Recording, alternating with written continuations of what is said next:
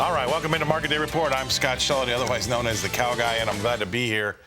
You know, this is pretty unprecedented times. These markets are all over the place. I've been doing this 35 years, and there really isn't a place to hide. There's volatility wherever you want to find it, or it will find you, actually, right? So let's jump in and take a look at what we've got going on right now. After this is post-WASD Wednesday, right? We've got Thursday in front of us here. March corn in Chicago up 9.5 cents at 9.56 1/4.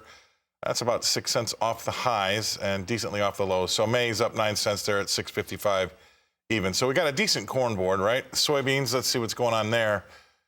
Let's see, March is up 13 3/4 cents at 16.08 1/2. But we have been, look at this, we have been about 25 cents higher. Look at that, we've come off. All right, 14 3/4 cents higher in the May corn or May beans. That's 16.10 1/4. I'd say this, you know, we've seen such a run up, folks. You can't not expect every now and again a little bit of a comeback or a backfill or a sell-off or profiteering, whatever you want to call it. But we had a stupendous, or not a stupendous, but a very hot CPI read earlier this morning, which is going to cause some more buying. And we probably saw a flurry of buying after that figure. And then after the buying was done, we kind of settled in here. And that's what that looks like to me. All right, let's take a look at wheat. What's the wheat market doing in Chicago? Well, let's call that mixed, right? I guess March off a half cent, 7.84 1/2. Well off its highs by about 17 cents. We've got May unchanged, or now they're both unchanged. Here we go.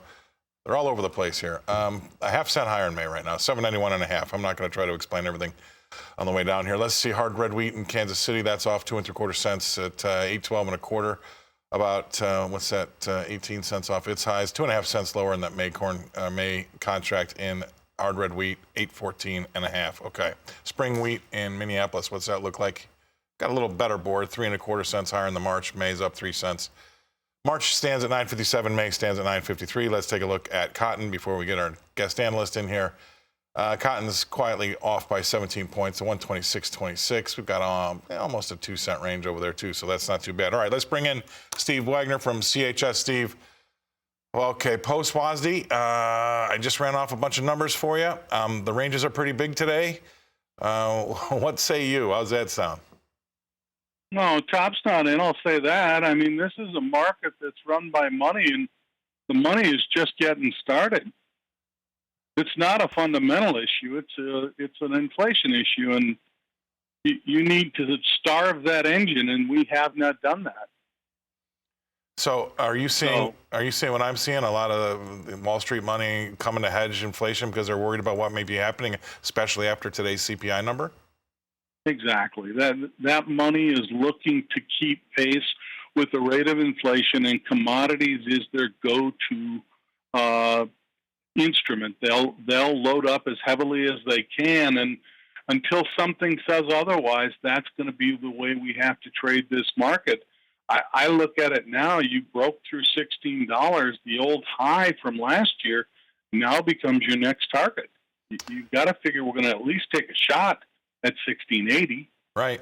I mean, look, you know, here's the most interesting thing I've heard all day, and this is something I talked about very early this morning. But, you know, you take a look at, say, some of those input costs, and for those guys or gals or whomever that bought earlier than those that did later, okay, the amount of money that they saved in those purchases of those inputs because they've just gone straight up, and those are big ticket items. We're not talking about buying a soda, you know, at the soda fountain.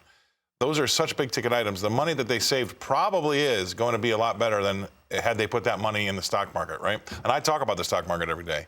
So think about how much this inflation has changed those trading decisions and those input decisions. And it's just going to be that way, I think, all year. I agree. I think you're looking at a situation where I don't know many individuals who can cover all their needs up front, but those that covered inputs this year ahead of time in front of the run-up are definitely going to be in a situation where they're going to plant those acres on those cheaper inputs. But when you have to start putting the high-priced fertilizer, high-priced chemical, it is going to, at least for most people, going to cause them to rethink what they put in the dirt. All right. That's great stuff. I really appreciate you being on today. That's Steve Wagner from CHS. Good stuff. We're going to go away, retool. We'll come back and talk livestock after these messages.